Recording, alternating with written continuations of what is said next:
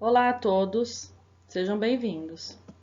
É a aula para o primeiro ano do ensino médio, primeira série, né, A do ensino médio, professora Isabel. É a penúltima aula do quarto bimestre, tá acabando. Vamos falar de um monte de habilidade, tá? Ao todo são 5 habilidades, mas elas se conversam entre si. Basicamente, a gente vai falar sobre ações antrópicas no meio ambiente. Ações antrópicas são ações provocadas pelos seres humanos. Alterações climáticas, ONG, legislação ambiental, sensoriamento remoto, prevenção de riscos naturais, conhecimento técnico e desigualdades no espaço e tempo. Escrevi um texto para vocês, mas eu não vou lê-lo na íntegra, tá? No plano de aula isso está completo, tá tudo na íntegra. Então, basicamente, a gente vai conversar sobre, inicialmente, impactos dos seres humanos no meio ambiente. Então, basicamente, assim, a partir do momento que o ser humano ele interage na Terra, a gente tem danos ambientais muito graves, tá? E mais do que qualquer coisa, a gente tem a indústria depois entrando na Inglaterra por volta do século XVIII, com a intensificação, né, do uso da natureza como matéria-prima. Então, assim, a partir daí a gente tem uma degradação ambiental muito grave e posteriormente a gente tem o início de uma conversa sobre o possível aquecimento global. E aí esse aquecimento global a gente tem uma série de consequências negativas que a gente tem basicamente o aumento do nível do mar, a perda de moradia das populações ribeirinhas e a perda da biodiversidade, desequilíbrio na cadeia alimentar, é bem grave.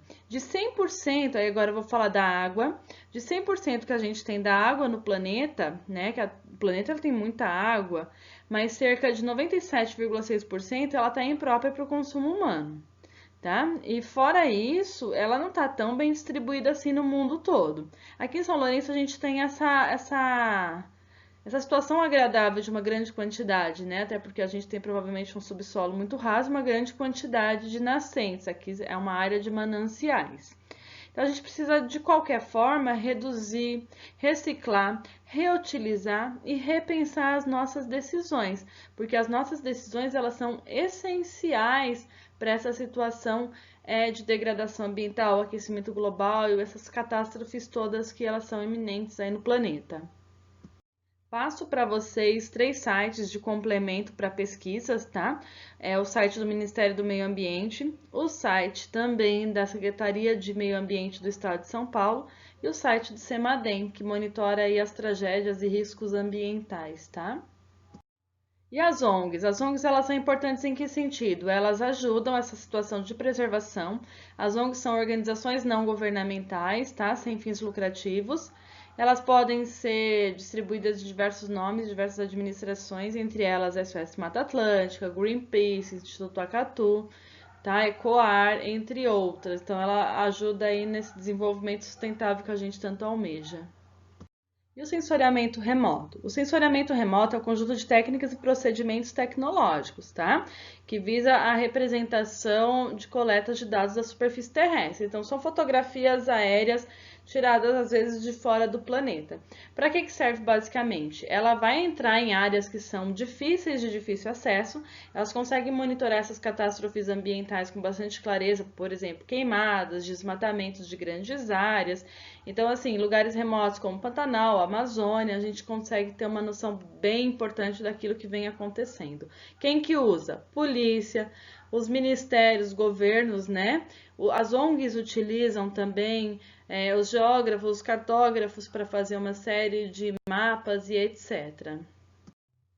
E esse impacto do avanço tecnológico nas desigualdades sociais.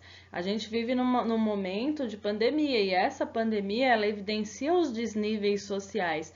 A gente percebe, por exemplo, que tem aluno que não tem acesso. Tem aluno que tem acesso, tem aluno que não tem internet.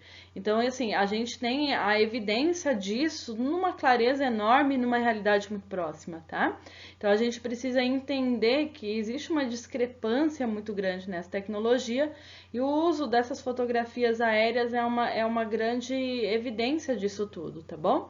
Nesse caso, vocês têm um desafio utilizando essa matéria que a gente está trabalhando agora. Você deve descrever, né, escrever usando essa matéria como base, Como que aqui em São Lourenço a gente tem essa situação de prevenção de danos e riscos ambientais? A gente tem moradias em lugares íngremes, no pé do morro, na beira do rio. Como que isso funciona, tá? Se você se sentir confortável explicando a sua resposta ou solução, manda para nós aqui um videozinho para que a gente possa analisar de uma maneira mais efetiva, tá?